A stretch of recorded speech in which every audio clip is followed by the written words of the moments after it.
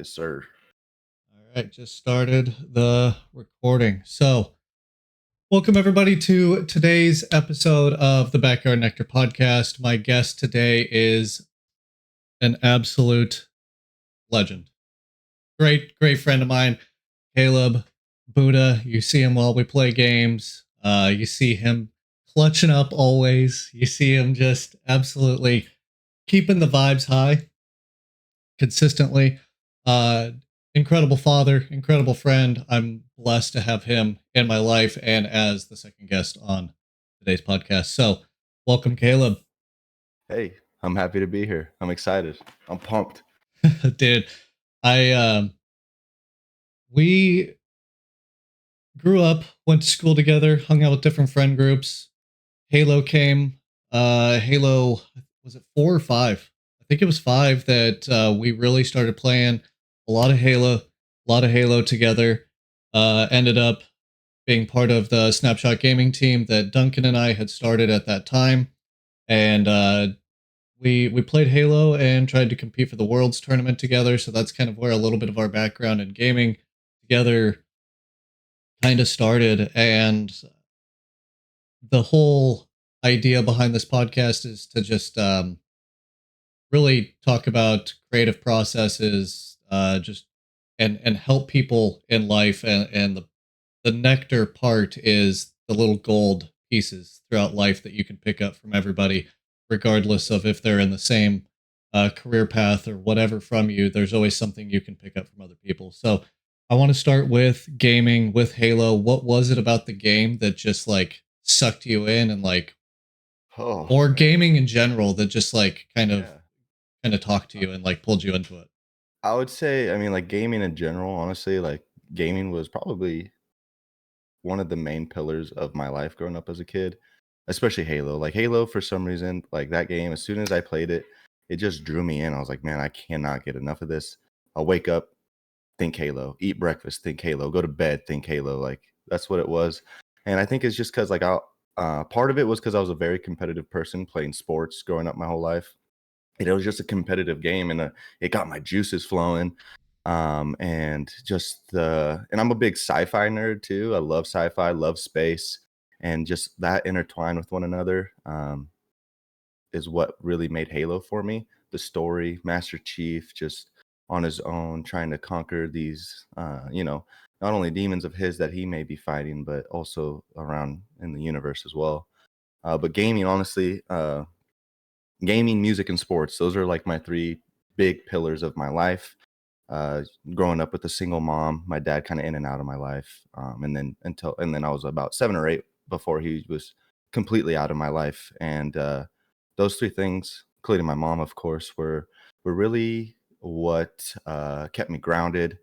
What brought a lot of joy to my life, a lot of happiness, and it helped me not feel so much alone. Because sports, you have your teammates. Right. Music, yeah, you're alone listening to it, but the stories that people tell in their music, you can relate to, and you're like, man, I don't feel alone while I'm listening to this music. Like Kid Cudi is my biggest influence, my biggest idol growing up.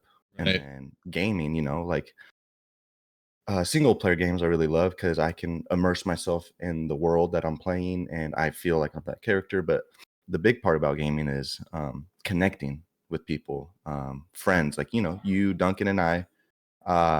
We, just shoot the shit and play games and have a great time. But also, like in Halo and other games, like I met people online that I've never met in person, but I've played with them over the years, 1, 2, 3, 4, 5, however many years. And we've became friends, we talk about life, and it's like they're my actual friend that I, know in person and grew up with. And so uh, that's what gaming really is. It's not just, oh, I'm just playing a game, doing this, blah, blah, blah. It's connection. Um, it's happiness. One of the things that you touched on was sports, gaming, and music, and I feel like those are three of the only things that we really have left as a society that connects regardless of background, political beliefs, religious beliefs, or whatever. Like, you go to a sporting event, you go to a Seahawks game, an Eagles game, whatever, Mariners, you don't know the guy behind you to the left, but your team scores a touchdown, you turn around and give that guy a high five and you're cheering. Oh, I love it. It's that collective thing that like in such a broad sense of society, yes, there's a lot of serious things that happen, but at the same time, like that's in my opinion why those are so special is it makes you feel connected to one another to where like nothing else matters. You can Yep. push all the other bullshit kind of aside and just like appreciate the moment and being present, and that's just what I love about these mediums, about music. You go to a concert and you don't know the person to your left, but you know that they were attracted to the same artist that you were, maybe for different reasons, but there was an underlying connection that brought you guys Yeah. together in that moment, and that's just so special. Like Yeah. we need more of that. Yeah. Yeah. Absolutely. Just belting the songs next to each other, just arms around, just singing along, man. I love live concerts. They're amazing. Yeah, they're just They're a really cool. feeling unlike anything else. When you're Yeah. in that environment, music's just such a connection and like another almost separate language that just universally we understand. And kind of going into that was listening to music because you write music as a hobby, and you've put out some songs. You were working on a mixtape at one point. Like was was music and writing that for you just go through that process? How do you start? Is it you get an idea? Is it you're venting and want to get something off your chest? Kind of like walk me through that process because I've always been fascinated by that. Yeah. So honestly, like when I was younger, I really liked to write poetry. Um, that was my big thing. I love poetry. I loved just no matter what form of poetry it was. I mean, free verse was obviously the one I was better at, but then I was like, I got more into like hip hop and rap music. I was always introduced to it by my mom. Like I listened to like Tupac and Biggie in the womb. Like I always tell people Yeah. that. Like my mom was a badass, and so that's really what got me started. But it wasn't Segue real quick. yeah, yeah. Tupac or Biggie, if you had to pick one. Damn.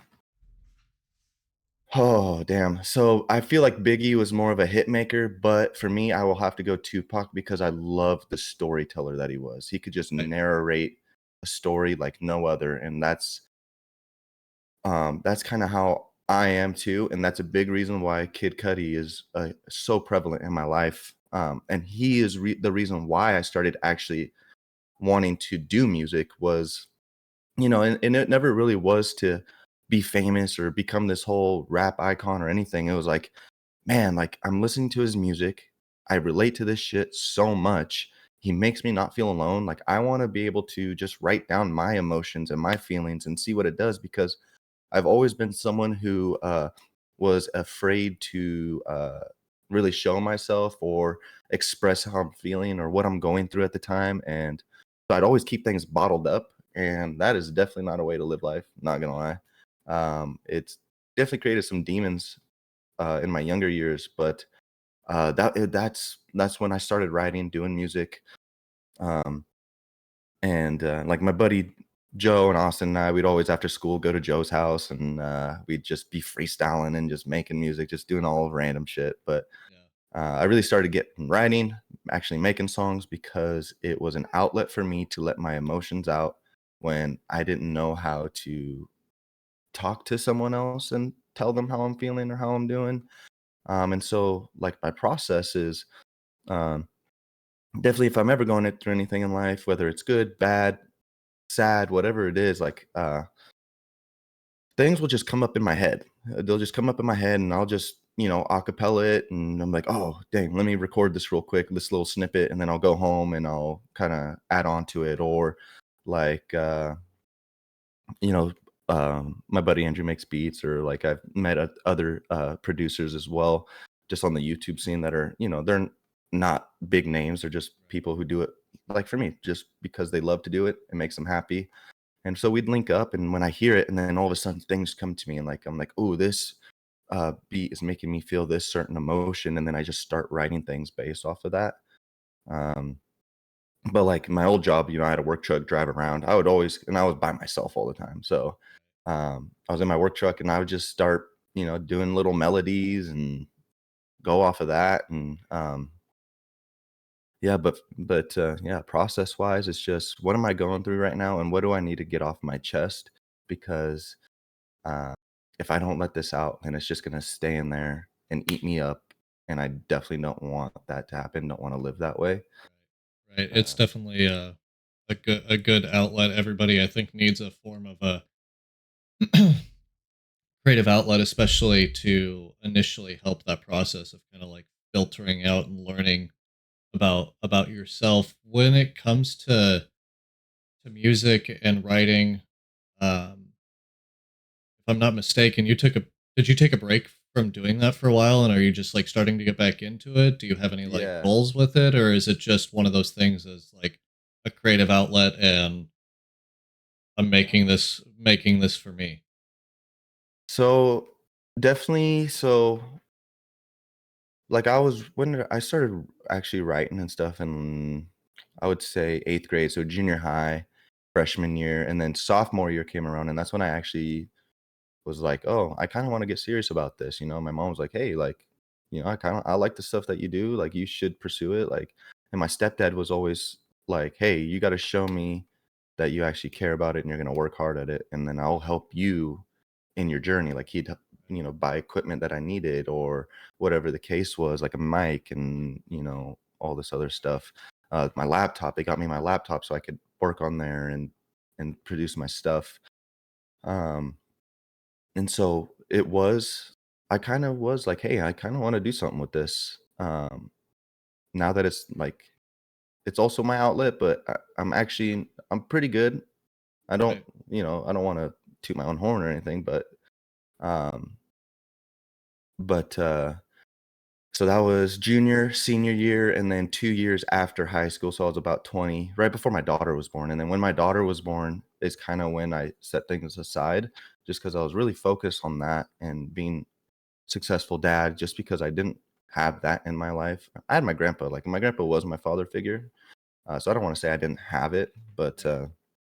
I was like, man, like I just want to be the dad I'd never had. And so I was just focused on fatherhood. Nothing else mattered to me. I didn't care. And I was young too, so it was kind of hard, but yeah, we're doing great. And then when I stopped, so what, like 20, and then I'd still write every now and then. Like every now and then I'd have something come up in my mind and I'm like, oh, I'm gonna write this down. And I'd write some things or I'd write along to beats, but I'd never do anything with it. I just had it stashed. Yeah. Like I was saying, it's just that outlet. And it was just a way for me to let shit out. And now, with some of the things going on in my life, um, I feel like I needed it again. I was like, I need to rediscover myself. I'm in a good place. Like I'm probably the happiest I've ever been in my life. I'm doing good. I have a great job. My kids are growing up. They're getting big and well taken care of. But I was like, I need to focus on me a little more. I need to what makes Caleb happy? What was when I was at my highest, what was going on in my life? I was working out, I was making music, I was hanging out with my friends, my loved ones, and that's what I've been doing more, like hanging out with you, your wife, Duncan, Jen, Cassie, Alex, like, being around you guys has honestly, uh, been changing my life for the better. I'm back at the gym, it's been about a month since I've been working out. My body, my mind, my soul are feeling better, and I was like, Okay, that's "There's amazing. something That's amazing. there's something else I'm missing, and it's this music." And I've been doing it. It's been a couple weeks. I've really actually been trying, and I'm like, "Man, dude, it's been making such a big difference." Um, and I mean, now I'm not afraid to let my emotions out and to talk to you guys and say shit that's going on, and as well as you guys. Like, we have a great friend group, great friendship, um, and Right. like I said, just We've created a carry on. safe we've created a safe environment for everybody to be able to go into and express themselves without that fear of judgment, or as soon as I Yeah, leave the room, like what's that person going to say? Like we've really cultivated that group that we can go and express that, and that is for anybody that's listening. If you don't have that, seek it out somewhere. Whether it's, you know, find a friend that you can be that person to and with, and then, just the more that you put yourself in, I don't want to sound too like hippie or whatever, but like put yourself in that vibration and those frequencies to really like allow those people into your life and really, just feel things. Like one of my biggest goals personally right now is actually to cry more. Like I want to be somebody that isn't afraid to really like feel emotions, because like you can't fully experience the highs in life if you don't allow yourself to fully experience the lows. And I feel like a lot of the times when we are in those lower places, like we have such a fight to like get out of there as soon as possible, you know. But having the ability to sit there and truly feel that makes those high moments even better. And obviously you don't want to like stay there too long. You don't want to get into like a real depression, but like um It happens. really just feel those things and then also find a group that like you can be yourself with and vent and just express emotions and opinions without the fear of being judged.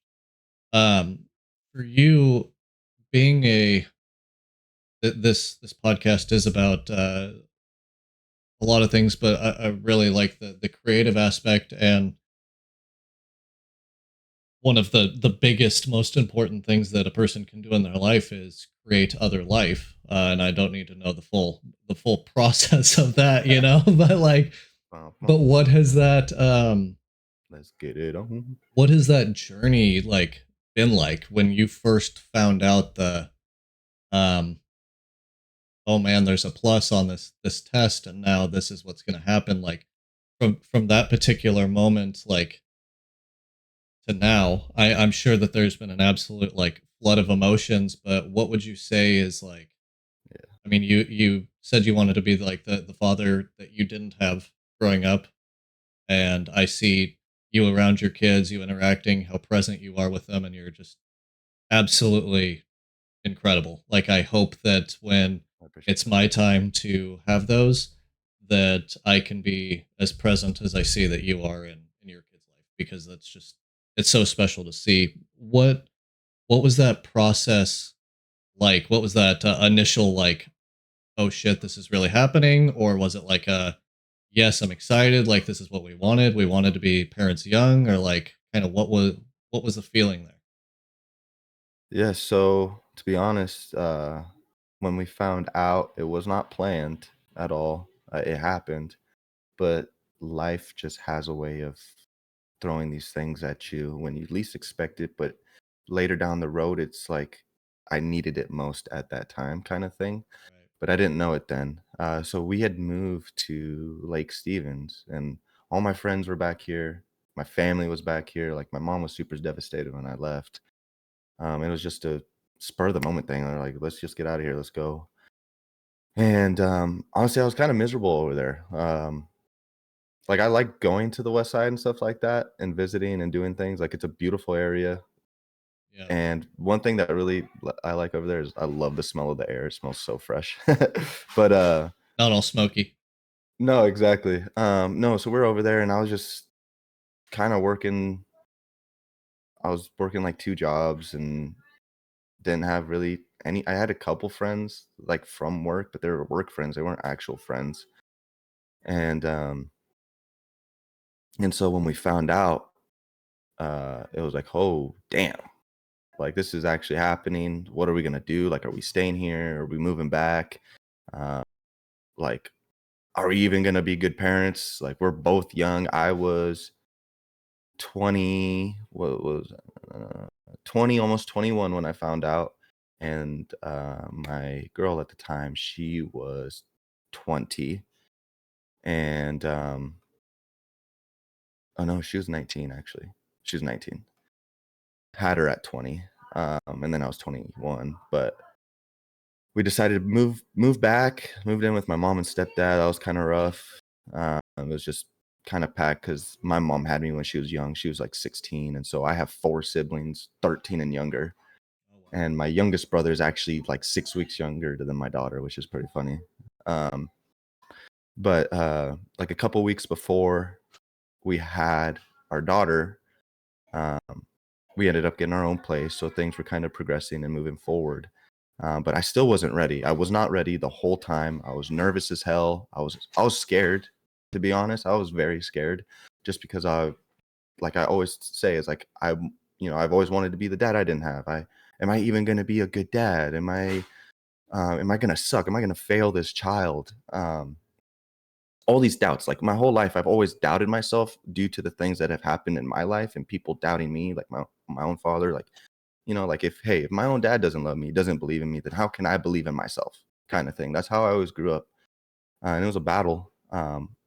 But I will say, the day she was born, and the very first moment that I held her in my arms and looked into her eyes, a switch just flipped, and I was like, I'm fucking ready. I'm blessed. I'm ready. I'm honored to be your dad. I'm going to be the best dad you ever had. Um, and I was just ready for that challenge. I embraced the challenge. I was like, I'm going to do a great job. I'm not going to let you down. I'm not going to let myself down. Um, but leading up to it, it definitely wasn't that way. But as soon, like I tell this to everyone, as soon as you see your child for the first time and hold them, there's a feeling that's indescribable that you will only feel in that moment, and no other moment in life will compare to that. And the same with my son. I mean, the first time's always going to be different than the second time, but it doesn't lessen that experience at all. Like it was the same thing. I hold my son. It's like, hey, this is my baby boy. Right. This is my lineage. He's going to keep the last name and take it to another generation. And this is my son. And I'm gonna be his baseball coach. I'm gonna be at all his baseball games. I'm gonna be at my daughter's soccer games and all this and that. But it's amazing. It's a true blessing, and it gives you a greater purpose in your life than you could have ever searched for or given yourself. Right. I've heard something very similar from a couple other friends that have got kids, and they they always say from like the woman's perspective, like you feel the entire time, like you feel that process change, you feel your body's changing, the hormones, you feel the baby, whatever. But as a dad, like because that isn't happening to you, like everybody that I've talked to has said something very similar. It's like when it actually is like here, it's like okay, now I'm ready.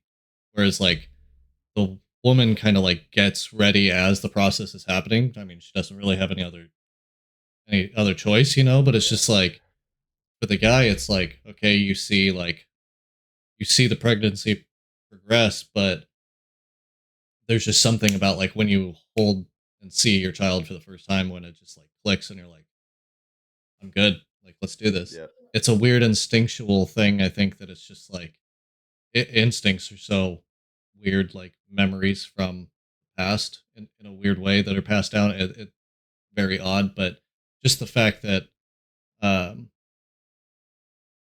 it's kind of a shared experience, but still unique to everybody is really cool, and I appreciate you sharing that. Absolutely. What I heard this question, and we're going to kind of switch gears here a little bit. I heard this question on another podcast, and it's been just racing through my brain, and I've just been thinking about it a lot lately. Um, and the question was, what pain do you cherish the most? What pain do I cherish the most? Damn, that's a good question. Uh, Right, and it could just be anything, right? Like just right. anything. Just any pain that like you now cherish. And I'm still having a hard time. So like, if you don't have it right off the top of your head, like that's fine. I've still been thinking about it just a lot of like, okay, what is that for me? We've all gone through so much. In life, life is a very difficult thing. It'll teach you. It's incredibly simple, but yet difficult at the same time. And so, Yeah. just when I heard that question proposed in another podcast, I was like, I'm just sitting here like thinking about that. I didn't know if you had an answer off the top of your head. What pain do I cherish the most? Damn. All right. So we're gonna get a little deep right now. I know I kind of brought up just growing up single mom with my dad and having those feelings of I'm not worth shit. But to be honest, the lowest of that feeling I would say is, and I've brought it up to you because you brought up your story with me at our game night one time. Right. And I've always been a kind of afraid to share this story with people because I was like, oh man, it's kind of deep. Like, I don't want to, like, I don't know. I just don't want to Yeah, you don't want to scare people off, or scare you people don't off. want to Yeah. like have that image or what people think of you change. But the pain that I cherish the most now is when was it? Was it junior or senior year? I think it was the beginning of senior year of high school. My high school sweetheart at the time, we've been dating for like 3 years.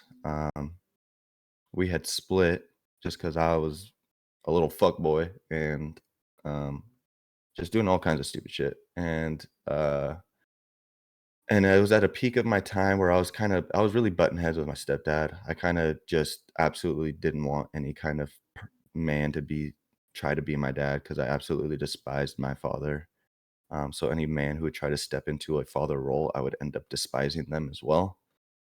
And then my breakup with her, I was, partying a lot, just doing dumb shit, and I, had given up on baseball, played baseball my whole life. Baseball was my safe haven. The diamond was where I could let everything go in my life. As soon as I crossed the white lines, I'm here with my team. I'm here with my comrades, my friends, and I'm here to play ball and just be happy. And senior year, I gave up. I just quit. I gave up on myself on a lot of shit that year, and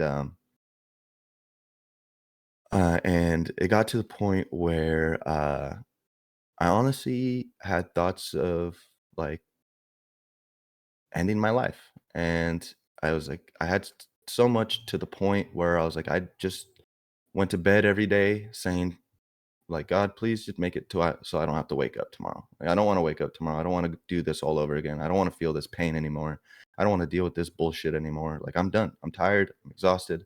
I'm done fighting. It's gotten me nowhere. And I wanted to end my life. Um, but the two times that I really actually tried and thought about it, uh, the thing and that this Tupac line always played in my head.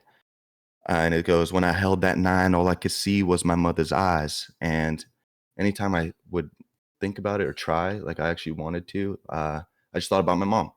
I was like, "What if my mom walked in on me right now? What if I did this and my mom got home and she saw me here? Like, what would that do to her?"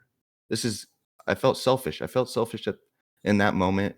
But I was like, I don't know, man. Like, I just couldn't do life anymore. And so I look back at that time and I'm like, damn, like, what if I would have gone through with that? I wouldn't be here right now. I wouldn't have my kids. I wouldn't have this great opportunity that I have career wise. I wouldn't be here with my friends having a great time.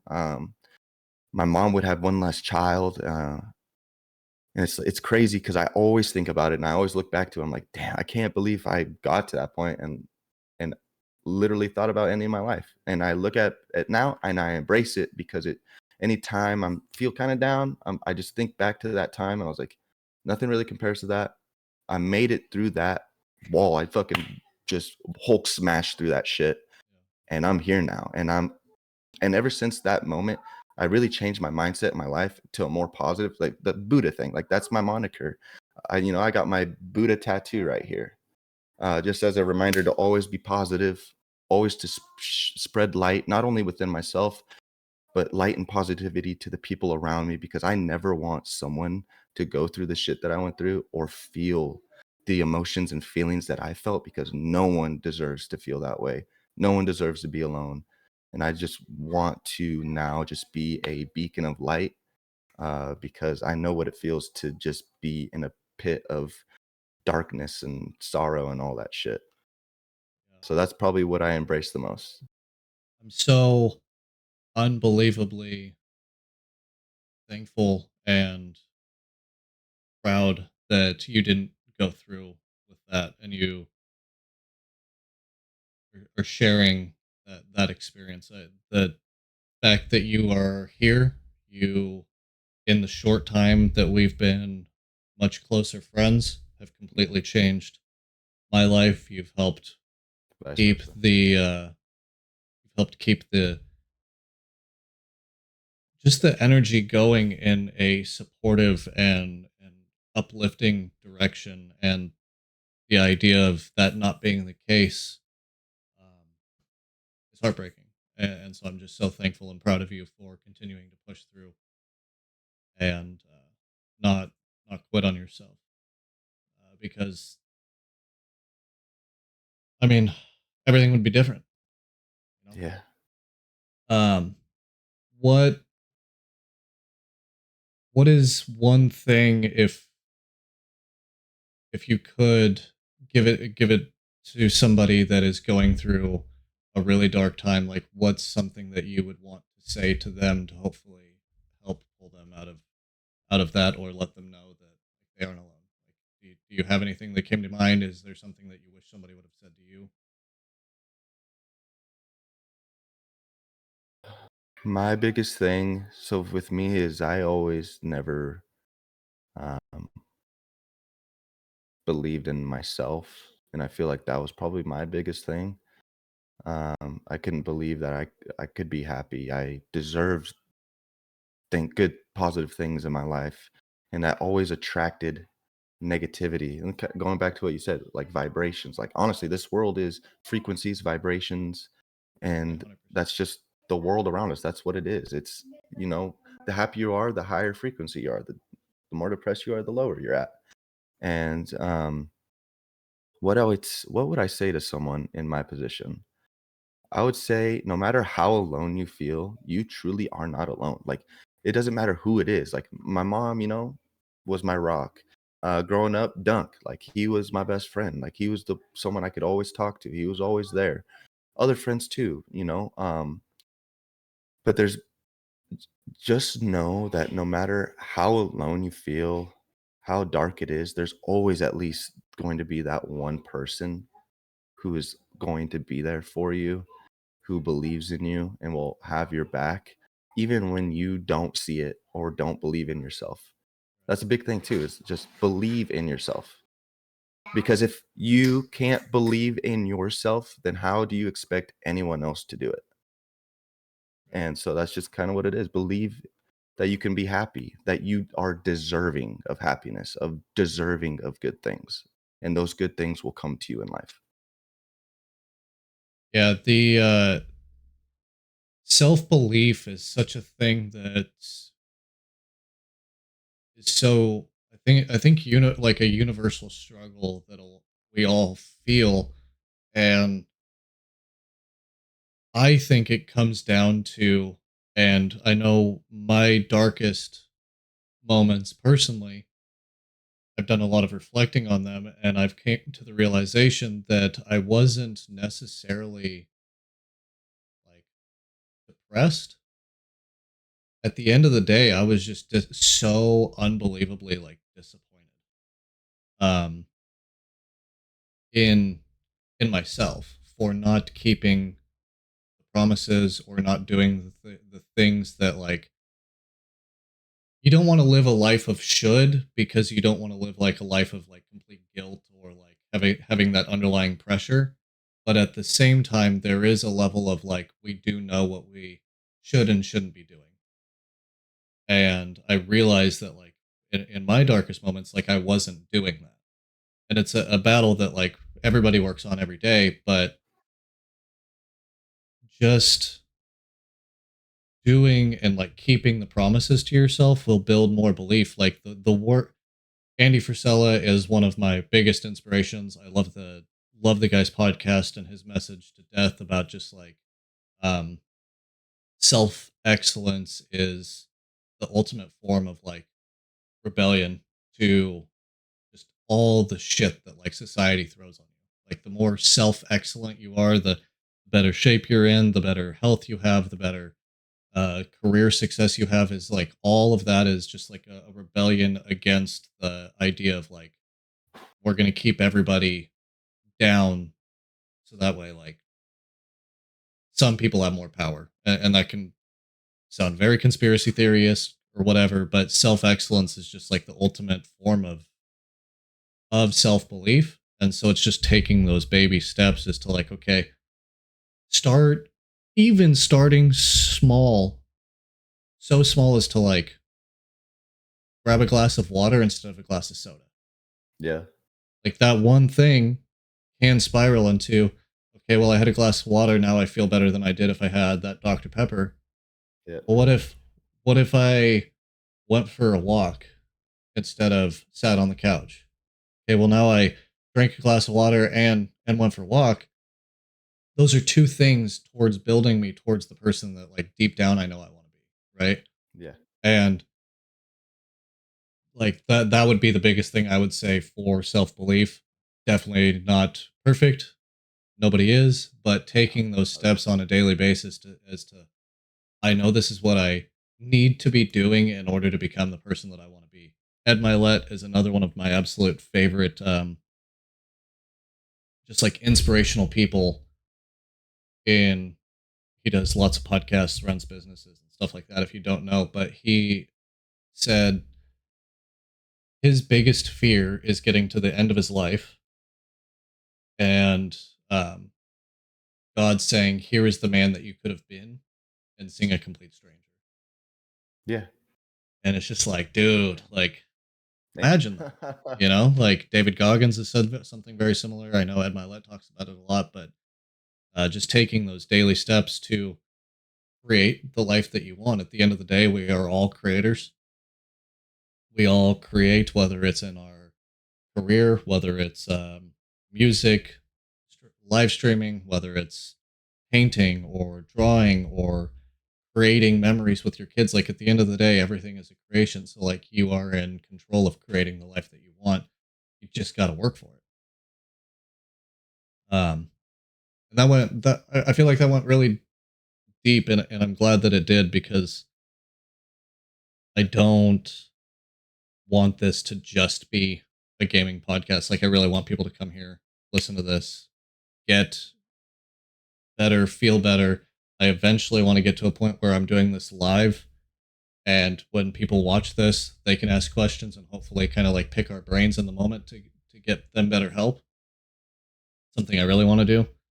Um, but what questions do you have for me? I always want this to be kind of like a two-sided conversation. People are eavesdropping in on us just chatting, so I don't want to control the whole thing. But like, what questions do you have for me? Um, Dang. Let's see. Um, what with your content creation and your streaming and everything, what is something that keeps you motivated to keep doing it, even when you may not feel like doing it yourself?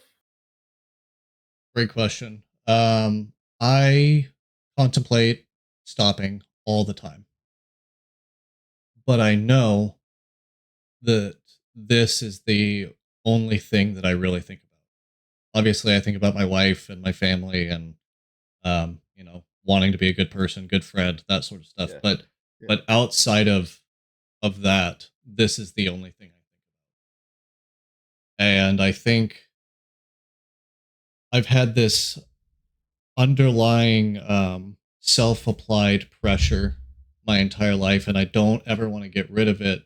And it's that I need to take care of those around me. That it's like my responsibility to do so. It's my response. I've always felt like it's my responsibility to take care of the people around me and to show people that something else is possible. Growing up in a small town, nothing really happens here. No. And I've always just had that, like, not necessarily like a belief, but almost like a gift was put inside of me to make me think that like I'm supposed to be that person that like makes it from this place and that provides and that is able to show and be an example to myself that I didn't quit, to my kids in the future when I have them, Yeah. that if you put your mind to something, it can happen. To be able to support my family, my friends. I one of my biggest goals is to be able to, when we all went to Hell's Kitchen in Vegas for our best friends bachelorette party. One of my biggest goals is to pick up a tab and not look at the check like that, and just take Yeah. care of, so that way people Yeah. in that moment can just be fully present in the moment and not think about anything like that. Like those are the things that keep me going when I don't want to do it. That, and when I'm streaming and making content, it's the best version. It's the version that I'm the most proud of. It's the version that's not afraid to put themselves out there. It's the version of me that doesn't say no to having fun, that doesn't take things so serious all the time. Like Yeah.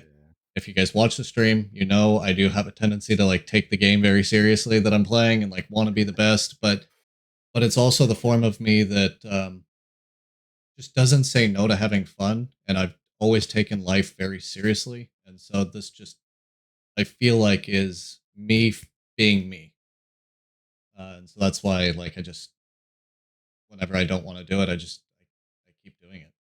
Yeah. Yeah. No, honestly, and I would say you are a big reason of what has inspired me to get back into writing music and hey, maybe making something more of it, whether it's just I'm gonna put these songs out and if 10 people listen to it and three of those 10 people message me like, hey, like I was going through some shit that you wrote about and hearing that made me not feel alone.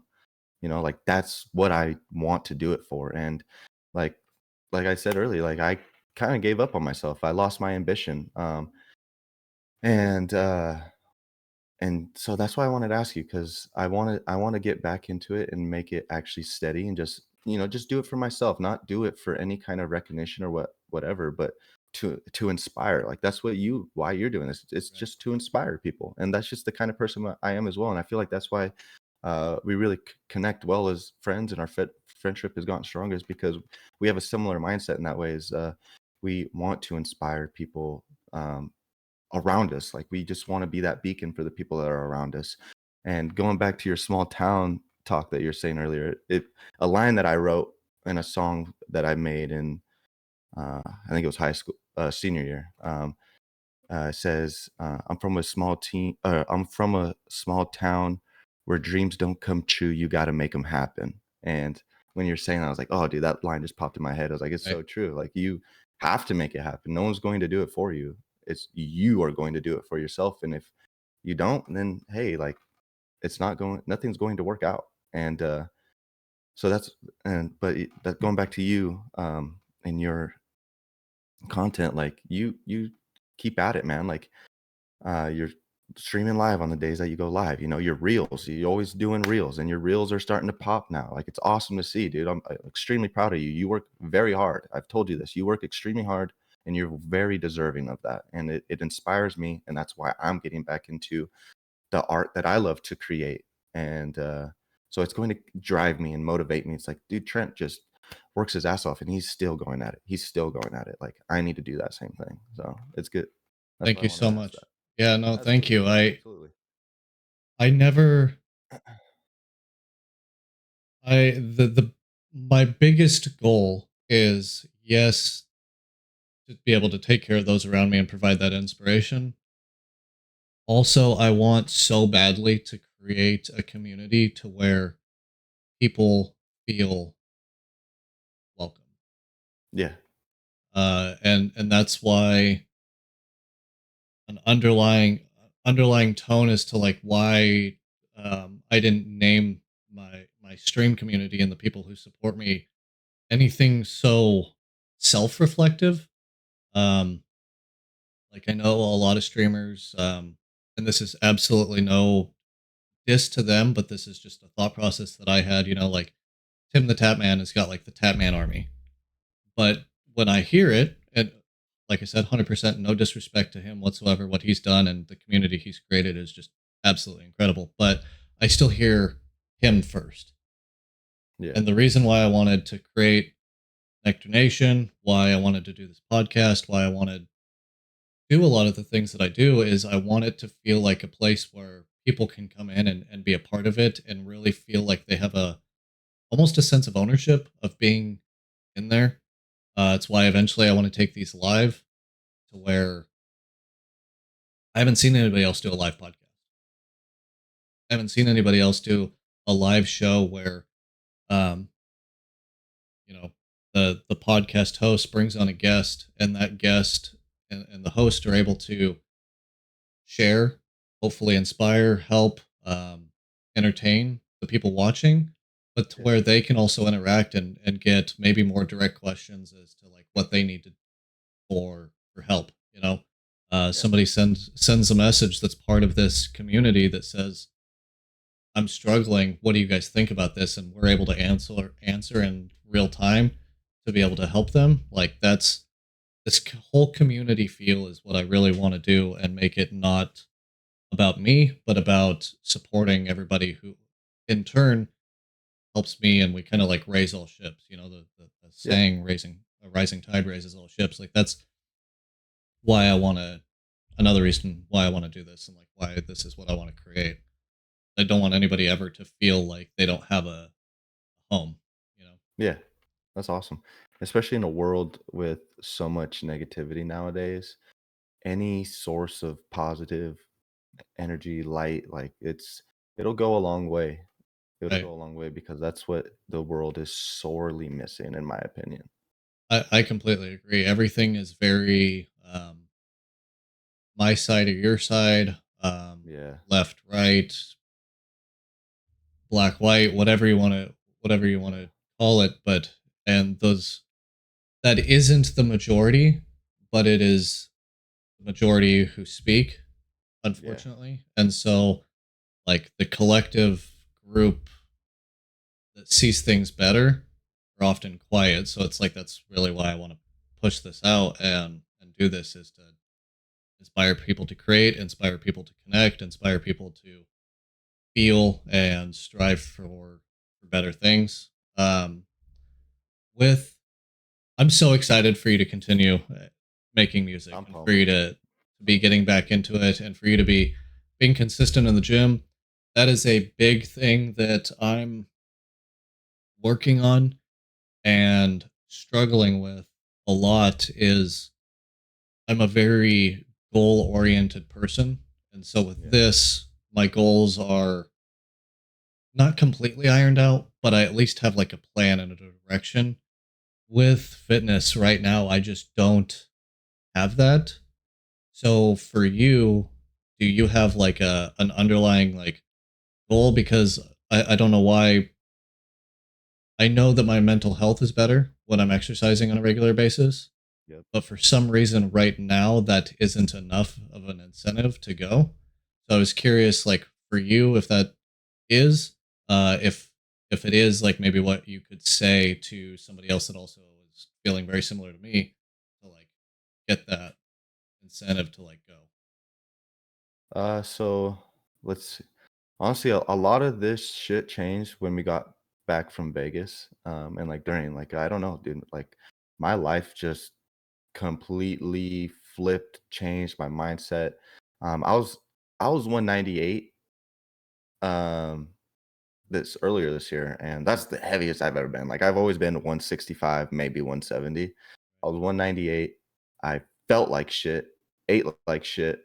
Um, and it really affected my physical health, my mental health, spiritual health. And so after I got back, I was like, man, I need to really make some changes because I was extremely happy down there. Like I was just being myself, being the energy that I've always wanted to be. And I was like, I want that every day of my life. I don't want that just on vacation. Right. That I vacation was such a good reset for me as well. Yeah. It was much Yeah. needed. Yeah. So like I just got my gym membership this week, but just the month before that. Yeah, like 3, 4 weeks before that, I was just working out at home, doing simple things. And like anyone, just you could just start that way. Just do stuff at home, push-ups, sit-ups, like at work, every time I got a work ticket, 20 push-ups, boom. I get 10, 12 work tickets done in a day, that's over 200 push-ups done.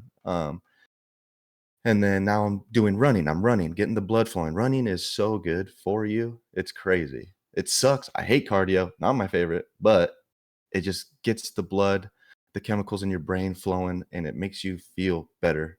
Working out makes you feel better, happier. So that's like you said, that's a big part of why I wanted to, but I also wanted to do it for the physical side because I was just looking at myself in the mirror. I'm like, what the hell? Like, I let myself go. Like, this is not cool at Right. all. And so I've dropped 20 pounds. I'm at 178 now. Damn. Yeah, dude, I fucking feel great playing slow pitch softball. I can actually run around the bases without getting tired now, and I feel fast. Um, but just the honestly mental and physical side of it is the oh man, how beneficial it is to your health is just number one. And so, like, uh, I never really set goals, and that's kind of my thing. I need to set goals. I need to write shit down. Be like, this is my plan. This is my goal. I'm a very free flowing, go with the flow, casual person. Like that's just how I am. But I need a little more structure in my life, and that's what I've been doing, and it's been helping me out. So I'm like, okay, I'm going to go 5 days a week, whether it's my lunch break, after work, before work, doesn't matter. I'm going 5 days a week, and I'm committing to it. I'm staying with it for myself, for my happiness, for my health, and it's been working out. So just stick to it. Just know, just hey, like I feel like shit right now, but doing this will make me feel better and make that goal. Like, hey, I want to. So my goal was I want to drop like 20 pounds. So I need to drop 20 pounds now. Okay, cool. I've done that. So now I want to drop like 10 more. Um, and like get to around 170 and then really start like kind of bulking it and turning the fat that I had into muscle. Because I instead of a dad bod, I want a DILF bod. So that's my There you goal. go. There you go. That's my goal. So that's what I'm shooting for. The you said that you're a very like free flowing person and that you need more structure. Yeah. And I think something that's very cool about our friendship is that we're picking that up from each other. Yeah, definitely. I've been a very structured, like, I when I'm performing the best that I am in life, I wake up in the morning, I have a journal, I write down my 5 critical tasks that I got to get done in the day, and I do those. Otherwise, I don't get shit done because I just can't focus. So like that gives me something to focus, and then I've got like a plan of attack, and then I go. And so like I've needed that structure, and it's like if I don't have it, I'm not allowing myself to like kind of free flow and have that just like whatever happens with life, like kind of take it on. And so I feel like us being friends and that friendship getting closer lately is very like picking up that from you is to like, okay, like sometimes shit doesn't have to be so serious. Like Yeah. just calm down a little bit, enjoy it, have fun, live today. Like this is all that you've got promised. And then like you're picking up a little bit more of the like, okay, like maybe I do need to like write some shit down, some goals and like Yeah. iron it out. So I feel like that balance is really cool. Um Running is something that I actually hated forever, and I think that it stems a lot from playing sports, basketball, football. The conditioning part of it was always like a sense of punishment, Yeah. like Yeah. That's a good okay, you offsides, here comes some suicide runs, or like whatever, here comes the 100 mile or 100 yard sprint or whatever it is. So it always came as a form of punishment. But I was really looking because I've had such an ebb and flow in my fitness journey already through life. Was always the skinny, scrawny kid, always small. So I started lifting weights in high school to try and put on some size so I didn't feel like that. Which then turned into me tearing my pec to the point where it almost folded. Once that healed, I just kept on lifting, still wanted to like maybe pursue more of like the men's physique, like stepping on stage type of fitness. And then lifted again with another buddy and slipped 4 discs in my neck at the same time. oof. And then that just like completely put me out. I mean, that was right after I got married. Wife had to help me get dressed. Couldn't sit, couldn't stand, couldn't lay down, couldn't really shower by myself, like anything, right? And so I've really like struggled with my fitness journey, and something that helped was actually running a lot, and it's something that I'm really wanting to get back into because I feel like it's so applicable to life. Um, it's hard. A lot of the times you want to procrastinate and put it off. Oh, I'll run when the weather gets better or whatever. But you have to make the things better. And then also when you're out on the run, I don't know if it's this way for you, but when it is for me, if I look too far forward, if I'm running and my eyesight is straight ahead and I'm looking way too far forward, the task becomes far more daunting.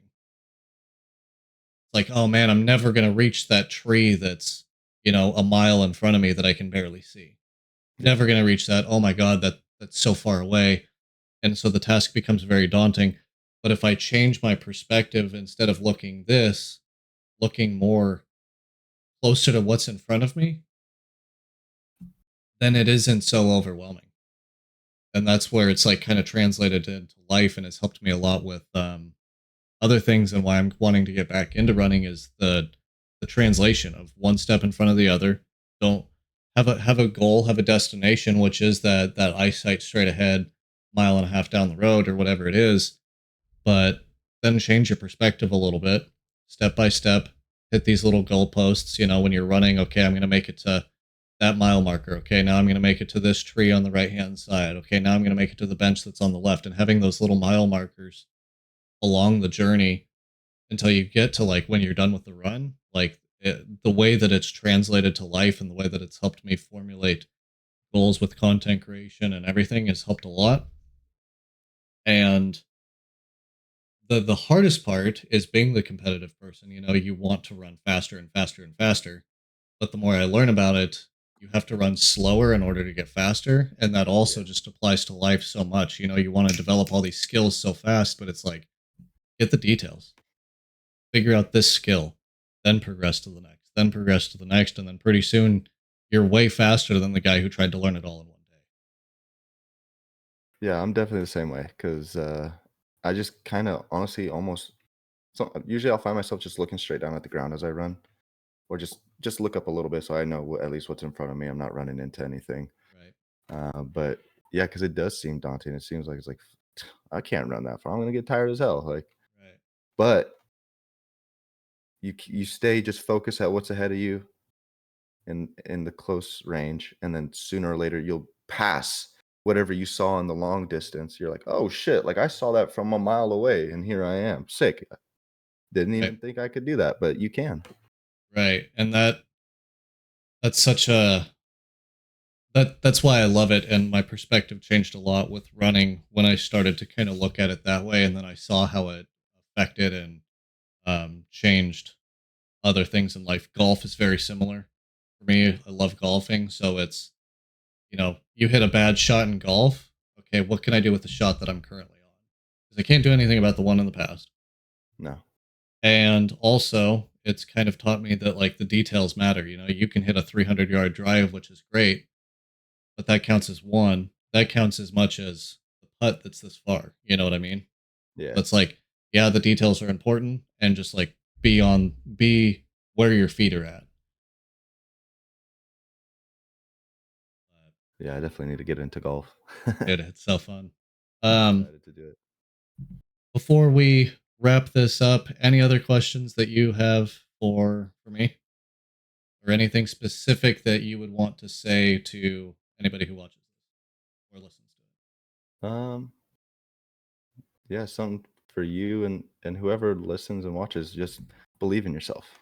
Going back to what I said earlier, if you don't believe in yourself, how can others believe in you? And as long as you have that self belief and not self doubt, you will be surprised with what you can accomplish. And and with you, dude, like just keep crushing, just keep doing you. Um, People will gravitate towards that, and they'll be like, "Hey, this is someone I absolutely want to support because it's a great dude, and he does a great job." And like your reels are just showing it for yourself. All the live stuff will come. It'll come. it. Um, it's just baby steps. You got to do a brick at a time to build that sturdy foundation that you're looking for. It's just one brick at a time, you know, baby steps, like we were saying. But yeah, just self belief, be positive, and share that positivity with others because what you put out into the world is what comes back to you. So um, I wholeheartedly believe that, and I base my life around that belief. And it's made wonders. It's changed my life for the better, and I know it'll change yours and anyone else's too. Couldn't agree more. Thank you so much for joining me today, for being Absolutely, the man. second guest. I can't wait to have you on again. Um, Dude, what an amazing time. I appreciate it so much. Uh, you guys, if you enjoyed this podcast, definitely let us know in the comments. Leave a like, subscribe if you haven't already.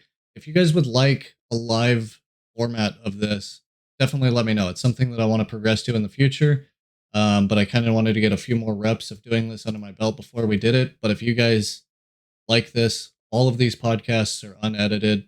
This is just raw me talking. So if you guys would like a live format of this, definitely let me know in the comments, and we can definitely schedule those moving forward.